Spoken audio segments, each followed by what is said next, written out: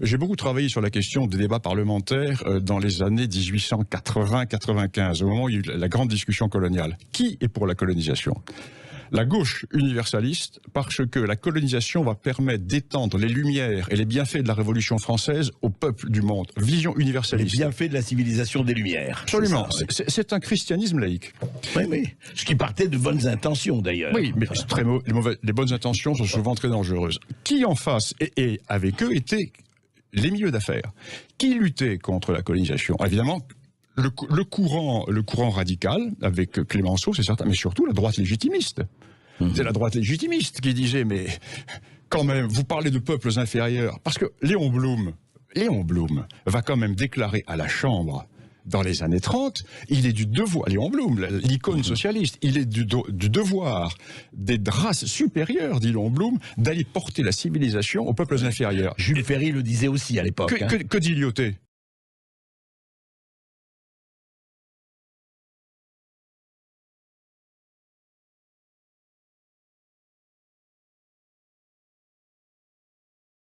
D'ailleurs, Lyautey est monarchiste.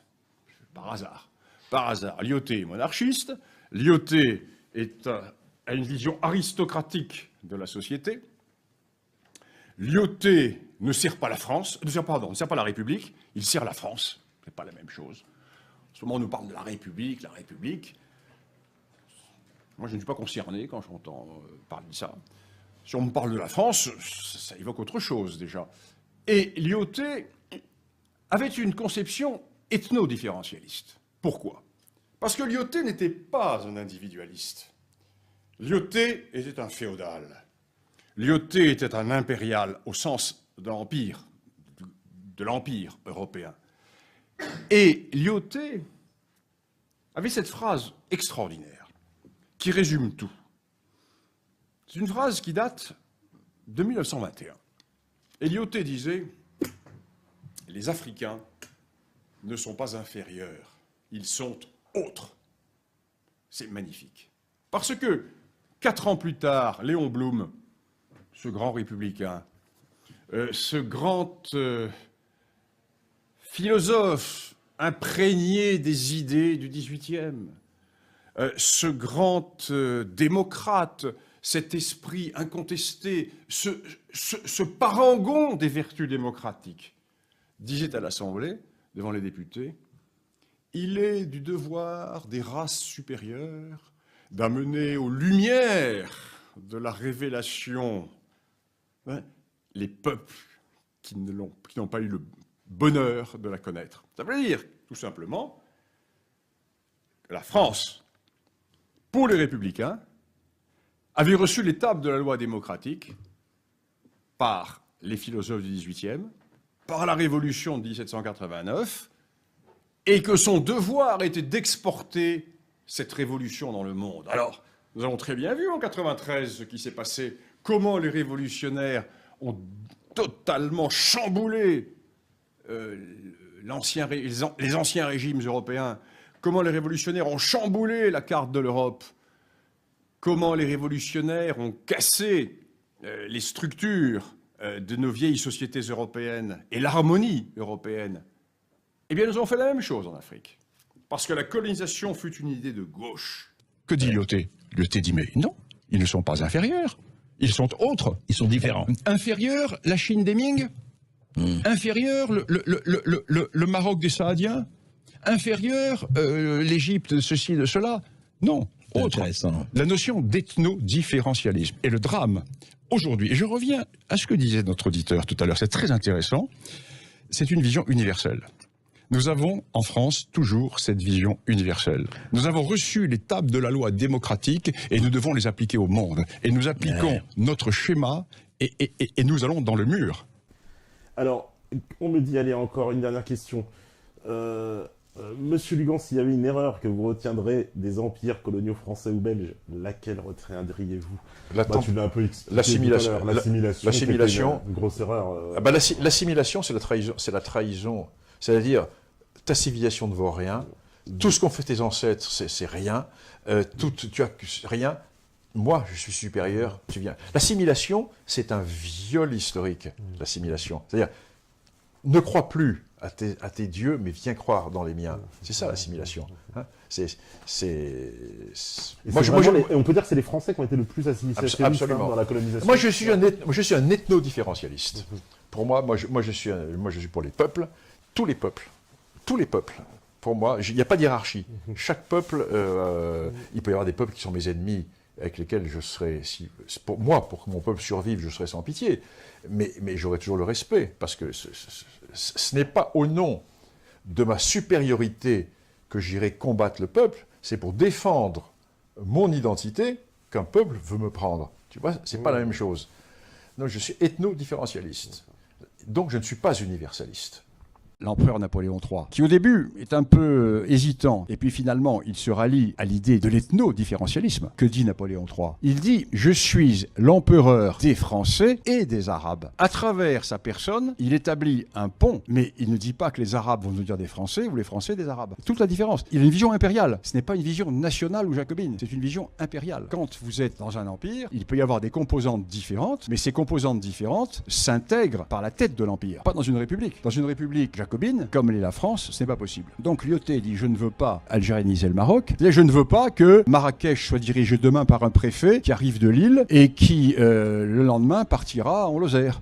Non, je vais administrer le Maroc avec des gens qui parlent la langue, avec des gens qui connaissent les mœurs, avec des gens qui soient respectables. Des gens qui soient respectables. Important, c'est fondamental. En Afrique, le respect. L'allure, le respect. Si vous n'êtes pas respecté, et si vous vous laissez aller, et si vous n'avez pas d'allure, vous êtes méprisé.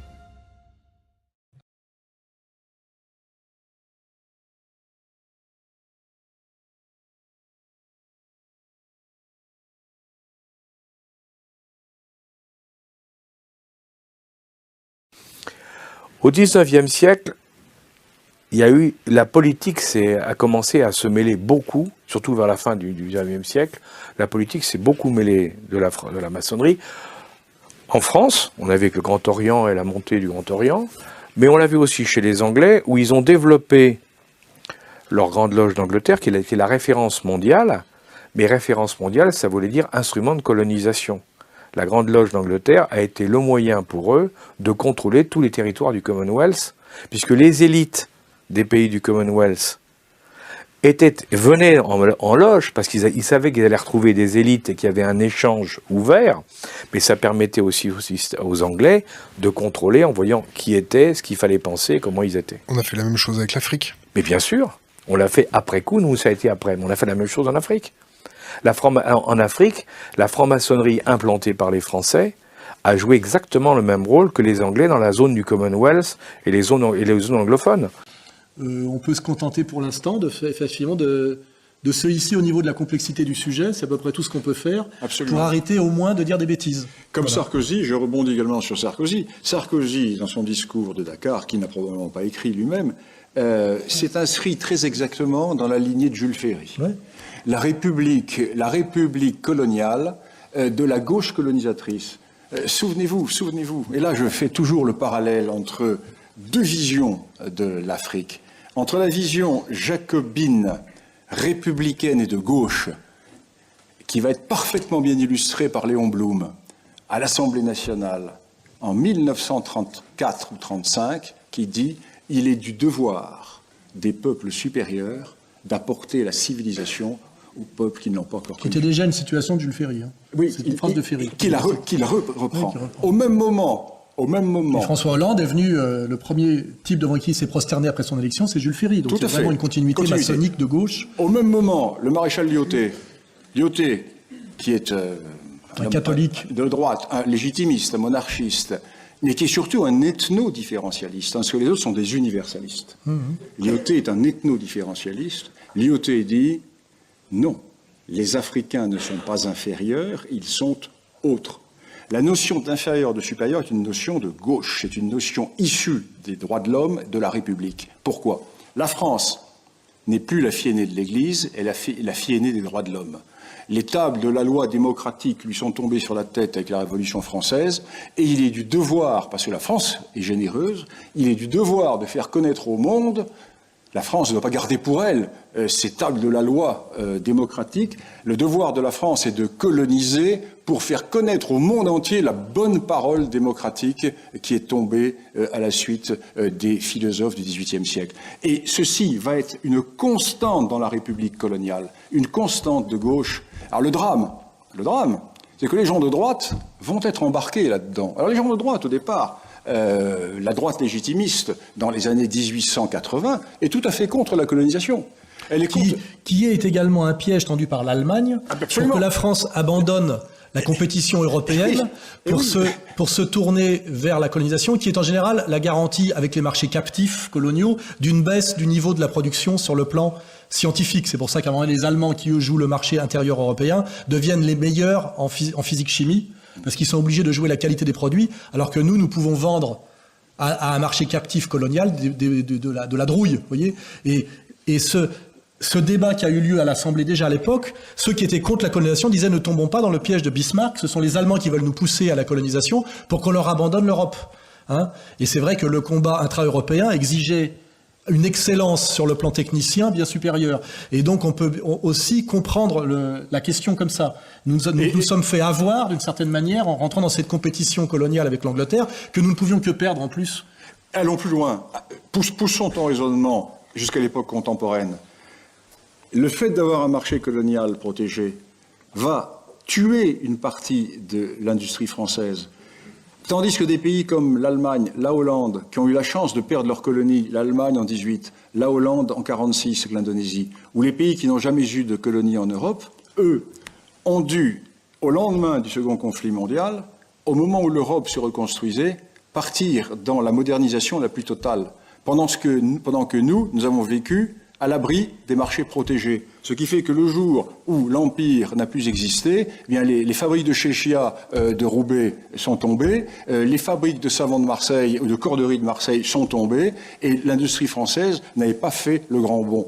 Et aujourd'hui, on s'est rendu compte, dans la période 60-80, que les pays qui étaient les plus en retard en Europe étaient les pays qui avaient gardé le plus longtemps un empire colonial. Le Portugal, la France, la Grande-Bretagne, etc. Alors que ceux qui étaient en avance, la Suède, l'Allemagne, la Hollande, pays qui n'avaient pas... Qui sont des bons arguments pour être anticolonialistes sans tomber dans la repentance et les réparations. Il y a tout à fait un bon argumentaire anticolonial, de dire que toute cette aventure était à part pour ceux qui en ont tiré profit, qu'on va appeler l'oligarchie maçonnique et comme on disait après, et plutocrate. J'enlève un des termes pour pas retomber dans les mauvaises périodes. C'est parce que eux, effectivement, se sont fait des sous. Le peuple français, lui, n'en a pas tiré grand avantage, à part s'extasier sur l'épopée des revues en couleur, parce que ça le faisait rêver de voir le général Bugeaud, etc. Mais le peuple français agricole et ouvrier n'a pas tiré profit de la colonisation. Il a regardé ça comme un match de football, d'une certaine manière. On lui a vendu comme une espèce d'épopée où on rivalise avec les autres et où on domine facilement. Ça n'a enrichi qu'un très petit nombre de gens, toujours les mêmes d'ailleurs, qui sont d'ailleurs toujours là. C'est pour ça que pour détricoter tout ça, c'est dire la colonisation n'était pas l'intérêt du peuple de France. Le peuple de France n'y a pas participé, on fait le remarquer aussi, puisque depuis les guerres napoléoniennes, la France est un pays grand et peu peuplé, avec une grande richesse agricole qui fait qu'il n'y a pas de misère pour que les gens émigrent violemment comme les Italiens du Sud ou les Irlandais. Donc c'est aussi l'échec de la colonisation qui fait que les Français ont regardé le spectacle de la colonisation dans la revue des Deux Mondes, mais n'y sont pas allés.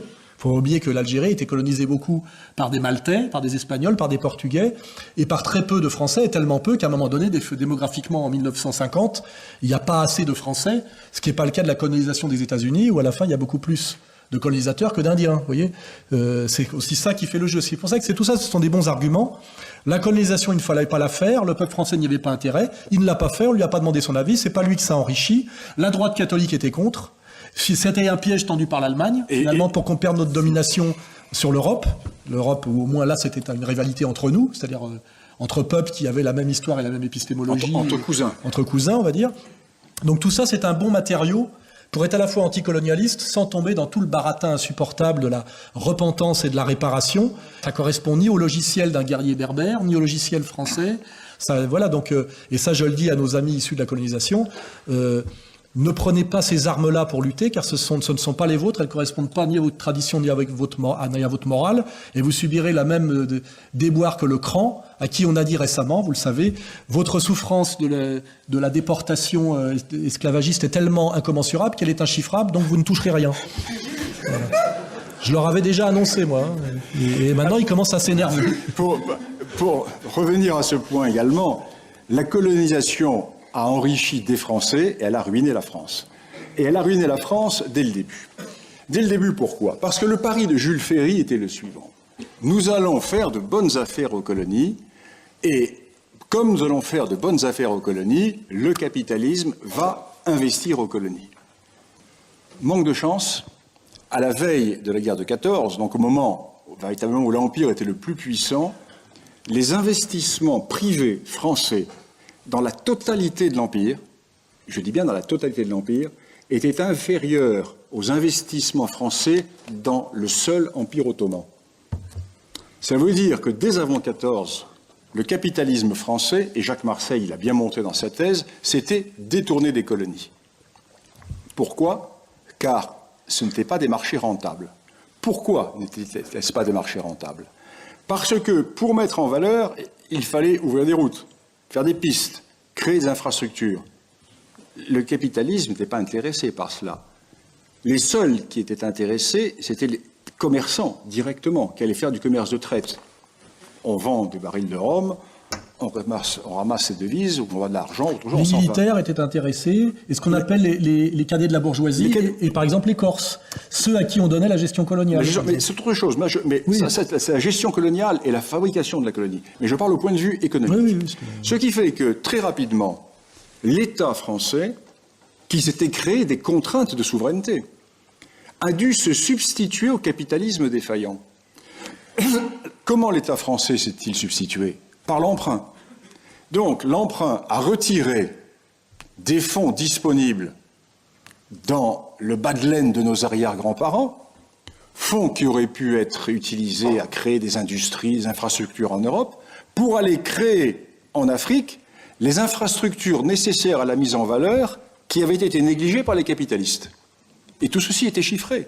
La thèse de Jacques Marseille, ce qui explique qui est un ancien marxiste. Ce qui explique la décolonisation. La décolonisation, c'est quoi? C'est les avantages de la colonisation sans ses désavantages. C'est-à-dire, on ne garde que l'échange inégal économique discret, mais on supprime les routes, les drapeaux français, les casernes, l'hôpital, etc. Tout ce qui faisait la fierté, en fait, du soldat et du citoyen français à distance, qui était cette plus grande France, c'est-à-dire le fait qu'on puisse voir effectivement le drapeau français flotter de Brest à Tamanrasset ou j'en sais rien. Et en fait, la décolonisation, c'est le début de la colonisation intelligente, on va le dire, du point de vue français. C'est-à-dire qu'on a les avantages de la rente coloniale sans les coûts exorbitants de la représentation française. Voilà. Et c'est ça le plus pervers, c'est qu'en fait on a commencé à faire de la colonisation efficace au moment de la décolonisation en donnant les indépendances. Et vous savez qu'il n'y a eu qu'un seul référendum pour l'indépendance, je crois qu'il a été perdu, et que les indépendances ont été imposées sans jamais demander l'avis aux populations locales,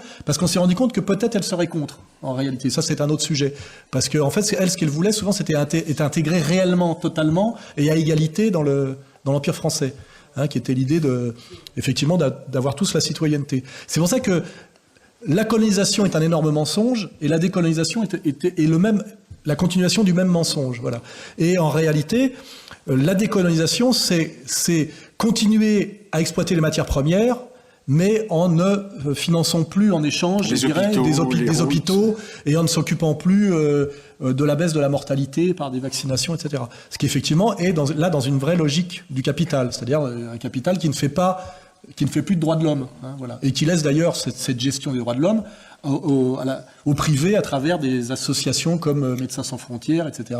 C'est-à-dire la charité privée, qui est en général un autre outil de manipulation. Alors, parmi les questions que vous m'avez données, qu'est-ce qu'il y avait? Alors, je parlais aussi puisqu'on était sur le dossier africain, j'aimerais bien poursuivre avec vous là-dessus, parce que on sent effectivement qu'il y a comme une volonté d'éjecter, entre guillemets, ce que les Africains appellent la France, mais moi, c'est ce que j'appelle la France-Afrique.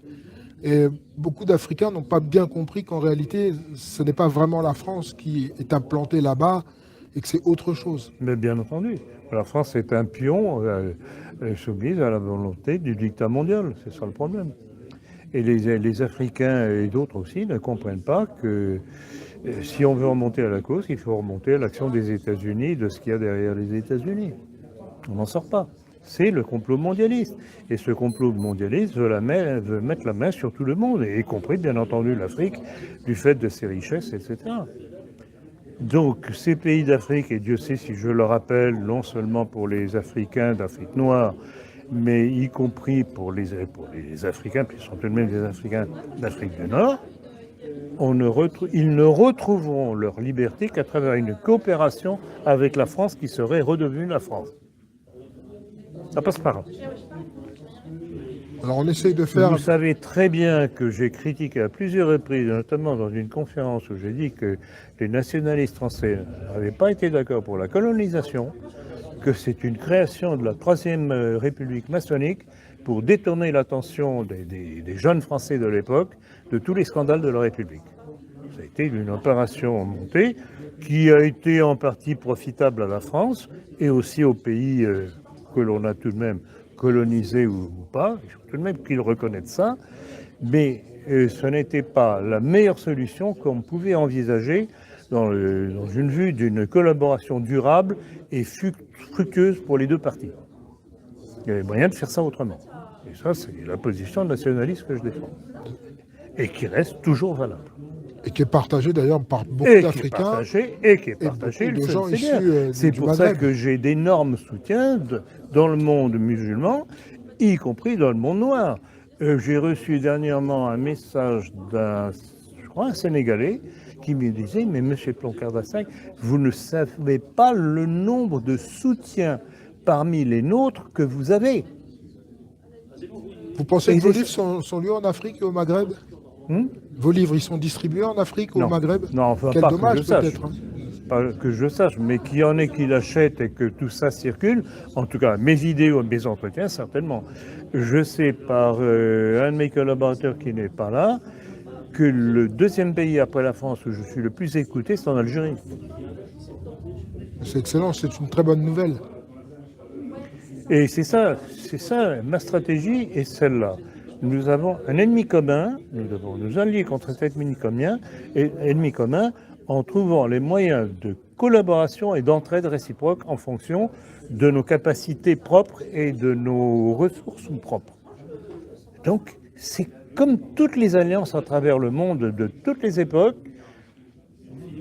ennemi commun, intérêt commun.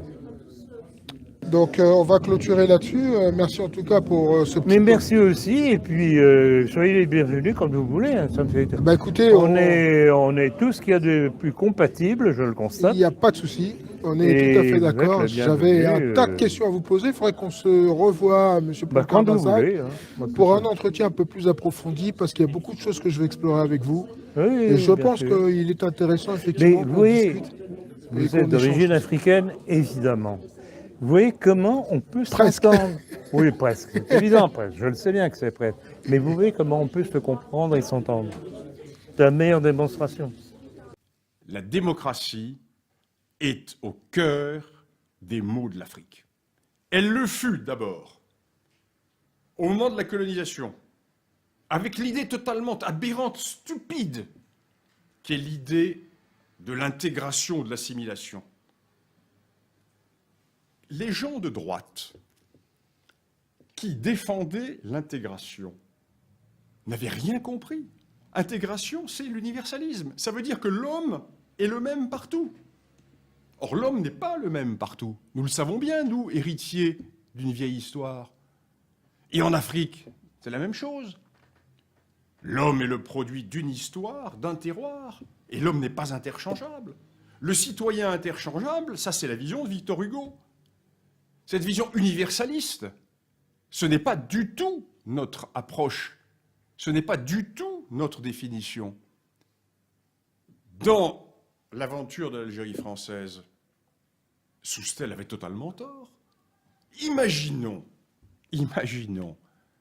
que Soustelle ait gagné. Nous aurions aujourd'hui 50 millions d'Algériens qui seraient français, mais ils ne seraient pas davantage français, donc il n'y aurait plus de France. Voilà où mène l'universalisme. Tandis que, à l'époque des rois de France, et à l'époque de l'empereur Napoléon III, car je dois dire que sur ce point précis, l'empereur Napoléon III avait une vision totalement monarchiste. Que disait Napoléon III? Il disait ce qu'auraient très bien pu dire les rois de France. Je suis l'empereur des Français et des Algériens. Oui, mais je ne suis pas l'empereur des Franco-Algériens. Comme Lyautey, ils ne sont pas inférieurs, ils sont autres. Ce n'est pas pour ça que nous allons les rejeter. Mais comme ils sont autres, eh bien nous ne devons pas leur appliquer les mêmes principes qu'à nous. Ou alors, on en fait des acculturés. Ce n'est pas le but. Le but n'est pas de faire des Africains des Noirs new-yorkais totalement décérébrés, avec leur machin, leur musique, etc. Non, les Noirs africains sont enracinés parce qu'ils ont un territoire, parce qu'ils ont une terre, parce qu'ils ont une histoire. Le malheur des Noirs aux États-Unis, ce sont des descendants d'esclaves déracinés, les pauvres. Ils ont perdu leurs origines, ils ne savent plus d'où ils sont. Ne faisons surtout pas des Africains l'équivalent des Noirs américains.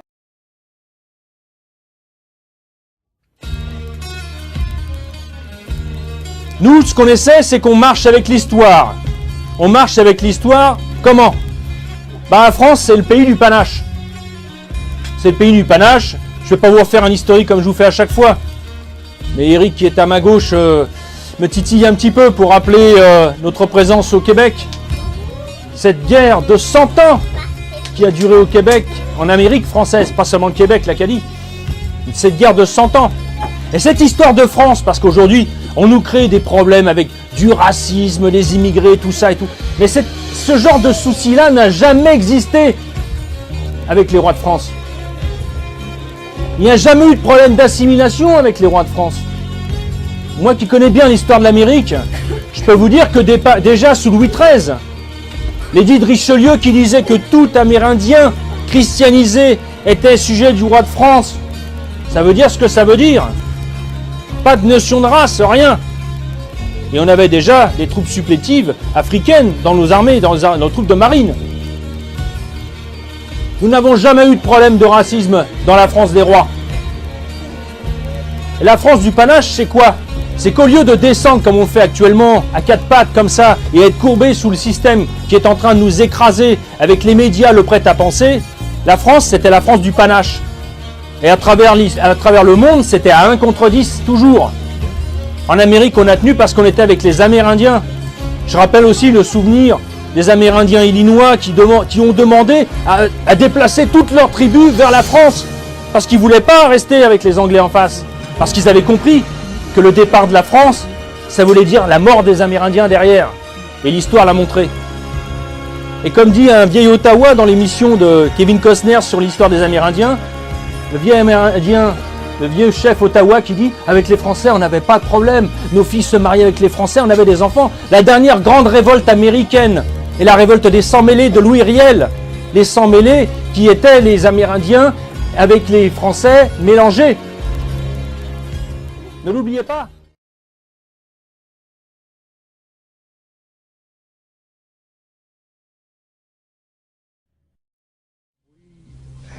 Nous avions de très fortes affinités avec les Français, car ils n'avaient aucune visée sur nos terres.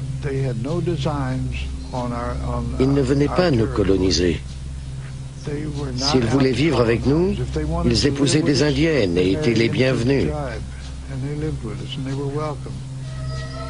Par contre, les Anglais sont connus pour être des colonisateurs. Le soleil ne doit jamais se coucher sur l'Empire britannique. Et ils veulent des colonies partout. Pour eux, le Nouveau Monde ne faisait pas exception à la règle. Ils étaient venus pour ça. Notre histoire d'Amérique est à ne pas oublier cette grande francophonie. Je ne veux pas parler des Indes, mais on pourrait en parler. On ne va pas parler de l'Afrique non plus, on pourrait en parler. Enfin, tout ça pour dire quoi? Que la France, c'est le pays du panache, c'est le pays des corsaires. Donc n'oubliez pas d'où vous venez. Parce que l'histoire qu'on ne vous enseigne plus, c'est pour ça. C'est parce que vous serez déracinés. Vous ne saurez plus ce que vous êtes. Donc c'est à vous de relever le défi. À vous de ne pas accepter ce système. C'est à vous de savoir ce que vous êtes. Eh bien nous, ce qu'on est au sein du groupe d'action royaliste, et je me fais fort, moi, en tant que représentant en chef de le dire, c'est que nous sommes tous de l'esprit chevaleresque. L'esprit de Baudouin IV de Jérusalem. Et Baudouin IV de Jérusalem, c'était quoi? C'était 500 chevaliers à la bataille de Montgisard contre une marée humaine en face d'eux. Mais attention, aujourd'hui, c'est peut-être pas le même adversaire que nous aurons à affronter. Et je vous le dis tout en esprit, parce que l'adversaire d'aujourd'hui est plus notre frère laïcard que ne l'est peut-être le petit émigré musulman qui vient ici pour essayer de se faire une situation. Ne vous trompez pas d'adversaire. Ne désignez pas l'adversaire que la télévision et les médias vous désignent. Il y a des fois plus de compréhension à travers un Nord-Africain de première ou deuxième génération avec nous qu'un propre frère français qui lui trahit et n'a pas de valeur.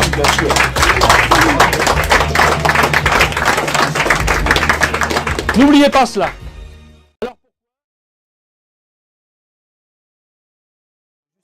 À l'un des aspects les plus méconnus de ce règne, la politique française en Afrique subsaharienne du roi Soleil, que s'est attaqué Tidiane Diakité, enseignant, historien agrégé d'histoire, dans son dernier ouvrage intitulé « Louis XIV et l'Afrique noire » publié aux éditions Arléa.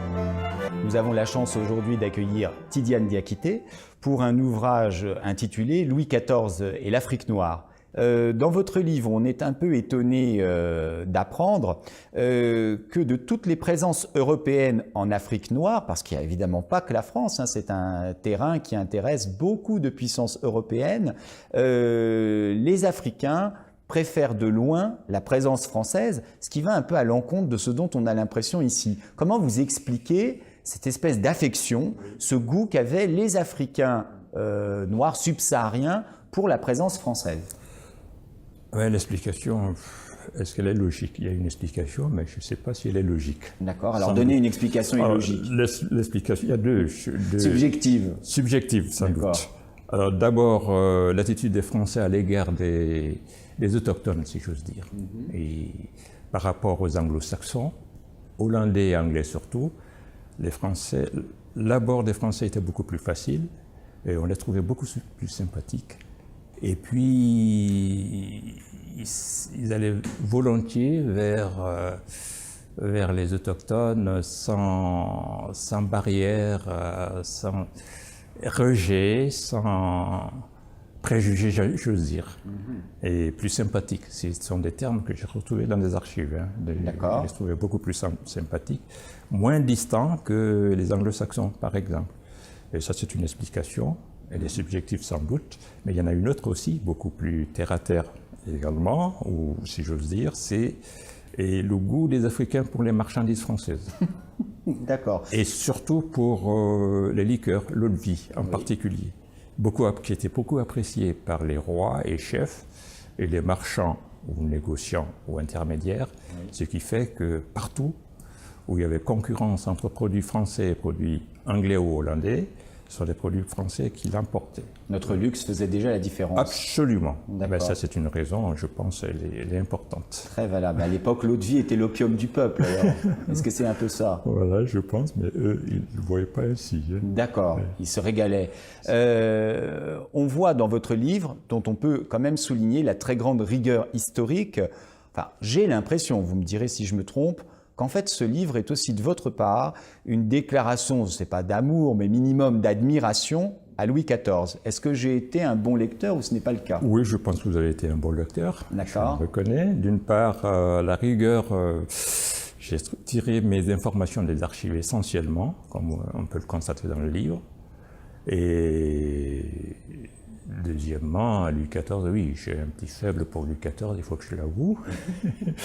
Ça ne date pas de ce livre. Hein. D'accord. J'ai toujours eu beaucoup de curiosité pour le personnage, comme lui aussi, il avait beaucoup de curiosité pour l'Afrique et le monde entier d'ailleurs. C'était un esprit très ouvert.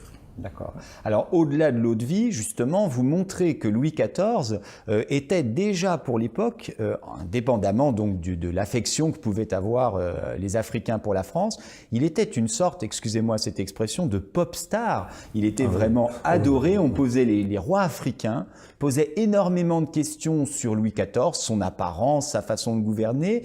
Est-ce que Louis XIV, dans sa façon d'être roi, qui est finalement assez connu en France, ne touchait pas aussi quelque chose qui a rapport avec l'africanité. Est-ce qu'il y avait un Louis XIV? Est-ce que Louis XIV était Louis XIV l'Africain? Oui. Alors, qu'est-ce qu'il y avait en Louis XIV d'Africain? Ce qu'il y avait d'Africain, c'est son attachement au continent. J'ai failli choisir comme titre Louis l'Africain. Ah oui, oui, c'était un titre encore plus choc. Absolument, mais c'est un fait, il était passionné par ce continent. On le voit dans les rapports avec les rois avec qui il entretenait une correspondance suivie, et dans les échanges d'ambassadeurs et autres, que les propos qu'il tenait à l'égard de ces rois étaient des propos tout à fait affectifs, d'une part. Et puis, alors, c'est présent. Il gâtait les rois africains. Il savait comment y faire. Ah, il savait comment les prendre. D'accord. Il les gâtait de présents de toutes sortes. Ça va des lits au couvert, au chocolat. Enfin, tout ce qui régalait la cour de Versailles, il le faisait connaître aux rois africains. Ouais. Et puis, un symbole fort de cet attachement pour le continent, c'est le fait qu'il ait accueilli des fils de rois. Agnaba. Agnaba, entre autres. Agnaba, c'est le plus connu, mais il y en a d'autres qui ont séjourné à Versailles, qu'il a pris en affection, dont il s'est occupé. Mais Agnaba, c'est le plus connu. Voilà. Alors, on ne va pas rentrer dans le détail de l'histoire d'Agnaba, mais c'est quand même, je souligne, un des charmes de votre livre.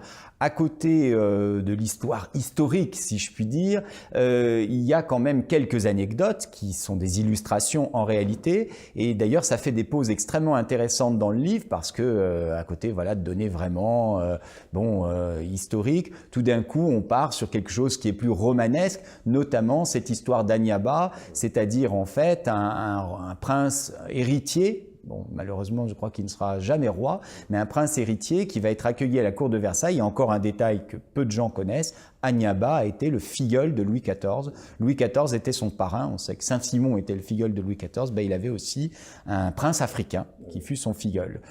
Ça, nous laissons au lecteur la joie de découvrir l'histoire d'Agnaba. C'est un petit roman dans ce livre historique. Il faut du temps pour en parler. D'Agnaba. Bien. C'est un autre sujet.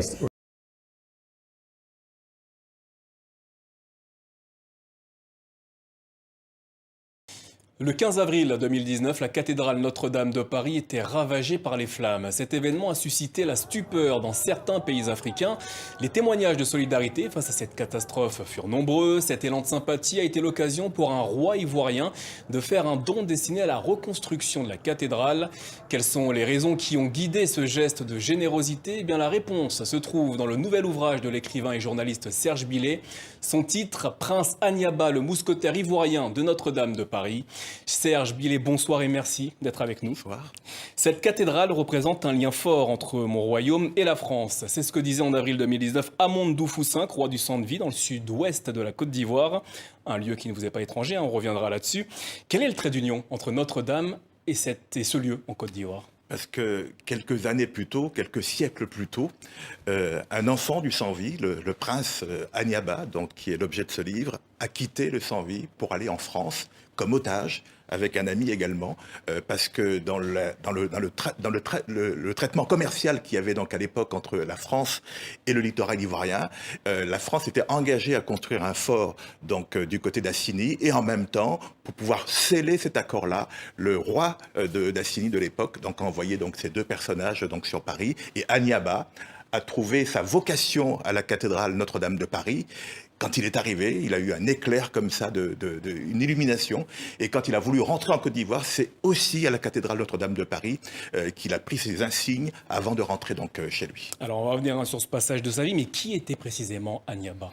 Agnaba était un prince éotilé, c'est-à-dire que c'était une tribu, ou en tout cas une ethnie, qui était en conflit avec une autre ethnie qui s'appelle les Essouma, qu'elle avait accueillie. Et donc les Essouma ont vaincu les éotilés, et Agnaba a été récupéré comme otage par le frère du roi des Essouma. Et donc, naturellement, il est rentré donc dans la famille royale. Et au moment de cette tractation donc entre les Français et les Essouma, il a été envoyé donc en France donc avec un autre jeune homme qui lui servait d'accompagnateur. L'épopée du prince Agnaba commence donc en 1687, accompagné de son fidèle ami Anouman. Pourquoi entreprend-il Quel est entre guillemets, le sens de ce message, ce voyage surtout en direct? Mais le voyage, c'est d'abord de protéger les intérêts français, c'est-à-dire que d'abord, on garantit le fait que les Français pourront s'implanter naturellement donc à Assigny, non seulement s'implanter, construire un fort, mais aussi exploiter l'or. On pensait qu'il y avait beaucoup d'or à l'époque. Donc Aniaba était un peu le gage, donc il restait en France, et naturellement, il a été baptisé, il a rencontré Louis XIV à Versailles, et c'est comme ça que commence son épopée, qui est une épopée extraordinaire. Alors vous reveniez tout à l'heure sur son arrivée à Notre-Dame de Paris. Que s'est-il passé à ce moment? Disons qu'il décide d'aller donc visiter Notre-Dame de Paris sur les conseils d'une personne, parce qu'il avait été recueilli par des religieux, donc il décide d'aller visiter Notre-Dame de Paris, et là, il a un éclair, il a quelque chose qui le parcourt, et il décide de se faire baptiser. Et pour cela, donc il demande donc à quelqu'un qu'il connaît à l'époque de pouvoir lui faire rencontrer Louis XIV. C'est comme ça qu'en passant par Madame de Maintenon, il est accueilli donc à Versailles, et que Louis XIV décide effectivement d'engager toute la préparation pour son baptême sous l'égide de Bossuet, qui était l'évêque de Meaux. Et paradoxalement, ce qui est intéressant, c'est que Bossuet à la fois fait la formation d'Aniaba pour le baptême, mais aussi la formation d'une autre personne dont je parle dans un autre livre qui s'appelle La Mauresse de Moret, c'est-à-dire cette noire qui était la fille cachée de Louis XIV, la fille noire cachée de Louis XIV. C'est aussi Bossuet qui l'a préparée au baptême. Vous écrivez dans ce livre que le prince Aniaba a été parrainé donc par Louis XIV, le roi soleil en personne. Cette protection était-elle intéressée? Oui, naturellement. À l'époque, les relations commerciales commençaient à se nouer naturellement entre l'Europe et l'Afrique. On était passé bien sûr des périodes où on découvrait comme ça avec les explorateurs à une période où maintenant il fallait faire du commerce. Et naturellement, c'était intéressé. Donc Louis XIV l'a pris donc sous sa protection. Il l'a envoyé en Picardie dans un régiment de cavalerie et il est devenu comme ça le premier mousquetaire noir avec bien sûr une pension, avec un précepteur. Il avait vraiment, même s'il a fait la guerre, mais il avait vraiment un traitement de faveur. Et naturellement, le but ultime des Français, c'était après de le renvoyer chez lui pour qu'il puisse s'emparer du trône et servir les intérêts français. Aniaba, lui, continue une brillante carrière militaire, nous dit-on, avec une pension très généreuse. Alors, parlez-nous de cette carrière militaire. Donc, il rencontre le roi. Il y a deux choses qui sont mises sur la table. D'abord son baptême, donc c'est un grand baptême qui a lieu donc à Paris, et ensuite son entrée donc chez les militaires. Et ce qui est intéressant, c'est que il rentre dans le même régiment de mousquetaires que d'Artagnan, que les fameux trois mousquetaires, et donc avec les mêmes codes. Hein. C'est pas des mousquetaires à pied, c'est des mousquetaires à cheval, le mousquet, l'épée, et donc il rentre donc chez ces mousquetaires avec la fameuse tenue bleue que l'on connaît à travers les films, et donc avec cette compagnie-là, il va faire la guerre en Belgique par 2 fois. Et naturellement, il se distingue sur les champs de bataille, et on le sait dans les archives aussi, qu'à partir de là, il est nommé capitaine de cavalerie. Mais sachant qu'il quittait la Côte d'Ivoire, c'était un adolescent, c'était un jeune homme. Il a quitté à 15 ans. Voilà, il y a 15 ans. Et donc, il a découvert toutes ses capacités, tout ce talent. Moi, je pense, et c'est la conclusion à laquelle je suis arrivé, parce que j'ai bien vu qu'entre le moment, dans les textes et dans les archives, où il rentre donc dans la cavalerie, dans le régiment de Picardie, le régiment de cavalerie de Picardie, et le moment où il va faire la guerre, il se passe 1 mois et demi. Donc j'imagine qu'il avait un certain nombre d'options et voilà. À Assigny, qu'il a dû apprendre à monter à cheval, qu'il a dû apprendre à manier l'épée d'une façon ou d'une autre, et que la seule chose qui lui manquait, c'était de manier le mousquet. Et donc ça, il a dû l'apprendre pendant le mois et demi, parce qu'il y a à peine 1 mois et demi entre le moment où il rentre dans le régiment et le moment où il va partir à la guerre. Donc il y avait des prédispositions ou un certain entraînement. Je vois pas comment, même dans un entraînement rapide, en 1 mois et demi, apprendre à monter à cheval, à tirer de l'épée, à tirer au mousquet, je vois pas comment il aurait pu faire. Donc je pense que ces choses-là, il les connaissait déjà donc depuis Assigny. Alors en 1700, le roi d'Assigny meurt, et 1 an plus tard, Aniaba retourne donc à Assigny en compagnie d'Amon, le fameux Amon, chevalier, pour réclamer le trône. Alors tout va pas se passer comme prévu, on va y aller pas à pas. Déjà, comment est-il accueilli à son retour au pays? Au départ, il est bien attendu. C'est-à-dire, on l'attend de façon très respectueuse. Tout le monde est content de le revoir. Puis les gens s'aperçoivent très vite qu'il a des manières, des façons de faire qui ne sont pas tout à fait du coin. C'est-à-dire qu'il a complètement oublié ses habitudes. Il a un peu peut-être d'arrogance. Après une décennie seulement. Ah ben, ça vous transforme en homme. Un gamin qui part à 15 ans et qui revient à 25 ans, il n'est plus le même. Parce qu'à 15 ans, tout se forme. Donc naturellement, il a dû prendre... il avait une belle vie quand même en France. Ouais. Faut pas l'oublier, c'est-à-dire que non seulement il allait faire la guerre, ce qu'il avait envie de faire, mais quand il rentrait le soir avec les mousquetaires, en Picardie comme ailleurs, c'était extraordinaire. C'était, on buvait, on s'occupait des femmes aux cuisses laiteuses, on avait une vie qui était tellement joyeuse que Aniaba était très endetté quand il quitte la Picardie. Donc c'est quelqu'un qui a bien vécu. Donc naturellement, en 15 ans, en 10 ans, il a changé, il a peut-être même vrillé. Et quand il rentre à Assigny, il n'est plus le même. Donc les gens sont surpris, ils ne reconnaissent plus donc le personnage qu'ils ont connu quand il est parti. Mais même avant d'arriver sur les terres ivoiriennes, déjà avec l'équipage, ça se passe mal. Ça se passe très mal. Les gens le disent qu'il est... Chez nous, on dit qu'il est gonflé. C'est l'expression... Il est arrogant. Il est arrogant. Ouais, tout le monde en parle. Moi, j'étais mousquetaire. Avant de partir, j'ai quand même demandé au roi d'avoir des insignes de chevalerie qu'on m'a remis à la cathédrale Notre-Dame de Paris, c'est quand même pas rien. Oui. Et donc, moi, je pars comme chevalier, je suis accompagné par une troupe qui va m'aider donc à prendre le pouvoir. Donc, sur le bateau, déjà, il se comporte très mal, avec beaucoup d'arrogance à l'égard des Français. Il les prend de haut. Et puis, pour les prêtres qui l'accompagnent, c'est aussi un calvaire, parce que au moindre port où il s'arrête, ou en tout cas, c'est la moindre côte sur laquelle il s'arrête, Aniaba voit des filles, il va passer 2 ou 3 jours dans la forêt avec les filles, et il n'y a que ça qui l'intéresse. Oui. Voilà, donc il a une vie complètement particulière qui fait qu'au bout d'un moment, il agace tout le monde sur le bateau. Et c'est pour ça que les Français vont finir par le lâcher quand il va rencontrer des difficultés à Assigny. Ils vont se dire, mais ce gars-là, il nous fatigue déjà, on va pas le défendre plus que ça. Mais justement, c'est ça, c'est parce que le chevalier d'Amont, sur qui il comptait pour être intronisé, va finalement le laisser tomber. Oui, parce qu'il joue un double jeu. En fait, le chevalier d'Amont a été très cruel avec Aniaba, parce que c'est lui qui va chercher Aniaba pour dire « Mon ami, on a besoin de toi. La France veut faire de Assigny le nouveau Pérou », c'est l'expression de l'époque, qu'on trouve dans les archives, il veut faire le nouveau Pérou, c'est-à-dire qu'on veut construire un fort, on veut exploiter l'or, et donc naturellement, on a besoin de toi. Aniaba dit « Non, moi j'ai pas envie de rentrer, je veux dire, c'est pas mon truc ». Et là, on voit bien, c'est clairement indiqué qu'on le menace de l'envoyer à la Bastille, donc de l'enfermer en prison, s'il ne rentre pas. Donc il rentre sous la menace de Damon, il envoie une lettre pour dire au roi qu'il veut rentrer, mais c'est pas de son propre chef. Il rentre malgré lui. C'est un retour forcé. C'est un retour forcé, totalement, voilà. On se sert de lui. Et donc quand il rentre, Damon joue un double jeu, parce que quand il voit que finalement le roi qui est sur le trône à Cassigny est finalement bien implanté, qu'il est bien entouré par ses sujets, et qu'il n'y a pas moyen de pouvoir donc installer Aniaba à sa place, eh bien il change son fusil d'épaule, et maintenant il prend fait et cause pour le roi.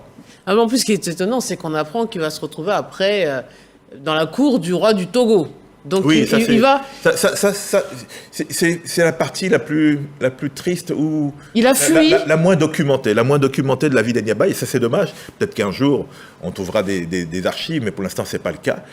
On sait simplement que ça ne se passe pas bien donc à son retour à Assigny, et même suprême humiliation, les Français qui avaient emmené un certain nombre de trésors que Louis XIV avait remis pour le sacre d'Aniaba, finalement décide de prendre ces trésors-là pour les remettre au roi Cassini.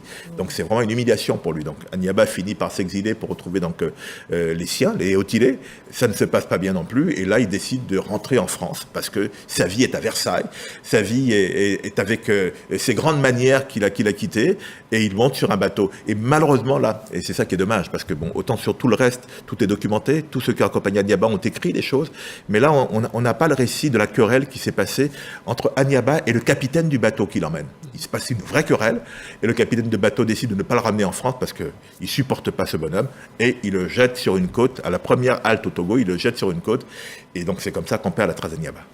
Mais qu'est-ce qu'on doit retenir finalement de ce parcours? Parce qu'il est à la fois glorieux, mais aussi triste, voire pathétique au sens premier du terme. Ça fait partie d'abord de l'histoire de la Côte d'Ivoire, donc c'est important de connaître son histoire, qu'elle soit belle ou pas belle. Et puis il y a des choses intéressantes aussi à puiser dans cette histoire-là, des choses un peu moins glorieuses, comme vous dites. Et puis ce qui est intéressant, c'est de voir comment est-ce que c'est une partie de l'histoire actuelle qui se joue déjà à l'époque. Oui. Parce qu'Aniaba, qu'on le veuille ou non, est le précurseur des coups d'État en Afrique, parce qu'on l'envoie pour cela. Et Louis XIV est quelque part le précurseur de la France-Afrique aussi. Et donc Aniaba est un pantin, quelqu'un qu'on manipule et dont on se sert pour pouvoir faire en sorte de pouvoir servir des intérêts étrangers, donc à l'occurrence des intérêts français. Donc tout ça nous enseigne beaucoup sur le présent. et nous prépare aussi sur l'avenir pour voir comment est-ce que justement, en puisant et en regardant comment est-ce que les choses se sont passées donc, il y a si longtemps, eh bien, on puisse éviter de recommencer les mêmes erreurs. La fulgurante ascension du prince Aniaba, à quoi est-elle due? Elle est due déjà par le fait que tout le monde est émerveillé de voir ce personnage qui est noir, qui a eu une éducation extraordinaire, qui passe partout, qui est beau aussi, d'après ce qu'on disait. Les femmes étaient vraiment en admiration devant lui, et lui, il adorait aussi ce qu'il appelait les cuisses laiteuses. Et donc voilà, il avait une vie qui était une vie à la fois d'aristocrate, mais dans toute sa splendeur, avec naturellement donc des moments de guerre et des moments aussi de joie avec ses compagnons, où il jouait donc un jeu de cartes qu'on appelle lansquenet, et puis aussi ces moments aussi de débauche qu'on lui connaît donc avec les femmes. À la mort du roi d'Assini en Côte d'Ivoire, Aniaba est renvoyé chez lui pour succéder au souverain. Les raisons de son retour, la manière dont vous... Mais d'abord lui, il ne veut pas. Il ne veut pas. Il faut préciser qu'il ne veut pas, mais...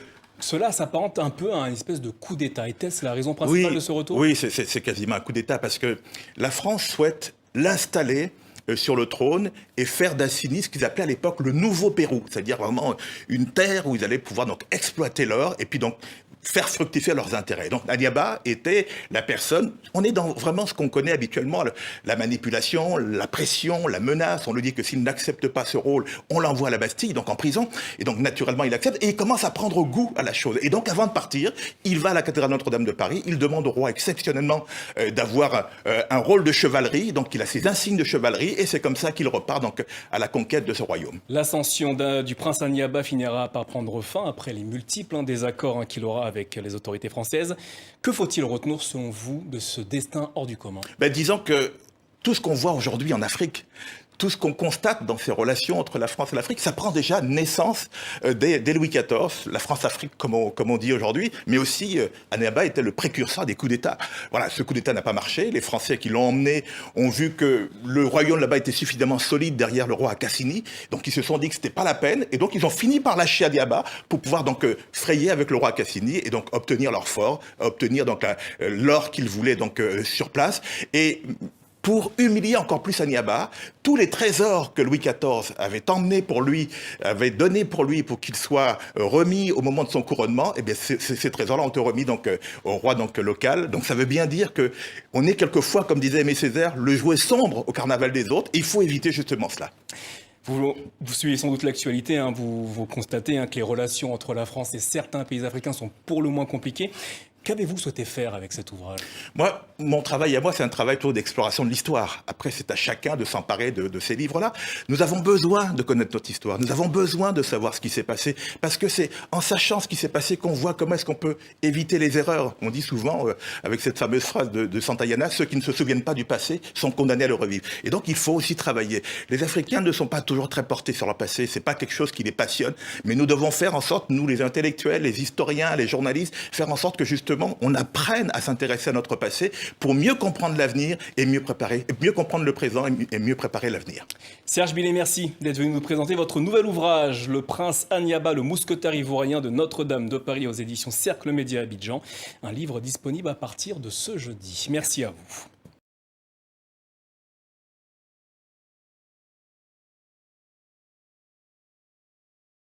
Bon, maintenant, quand même, reconnaissons Bernard Lugan que dans le colonialisme occidental, il y a eu quand même des choses qui n'étaient pas reluisantes, c'est le moins que l'on puisse dire. Moi, je n'ai jamais été un colonialiste, je suis un lyotéen. Je suis un ethno-différentialiste et je considère, à la différence des républicains de la gauche républicaine universaliste qui a lancé la colonisation au nom des valeurs supérieures de la démocratie, des droits de l'homme et de l'universalisme, moi je dis comme le maréchal Lyautey, ils ne sont pas inférieurs, ils sont autres. Au moment où Léon Blum disait, il est du devoir des races supérieures d'apporter la civilisation aux races inférieures. Jules Ferry aussi. Jules Ferry, ouais. Victor Hugo, etc. Moi je ne suis pas de ce courant-là, moi je suis du courant de la droite légitimiste et monarchiste qui a toujours reconnu l'ethno-différentialisme et toutes les civilisations qui ont leur grande vertu. Oui. Quand Lyautey disait mais ah bon, des races inférieures, les Ming, inférieures les civilisations monarchistes marocaines, inférieures les Saadiens. Inférieur par rapport à quoi? Oui. Alors là, c'est l'universalisme de gauche. Et nous payons cela de toutes ces philosophies universalistes que, par orgueil philosophique, nous avons tenté d'imposer au monde. Oui, vous voulez dire en fait, nous étions le camp du bien et nous allons vous apprendre c'est que le bien que vous vouliez là.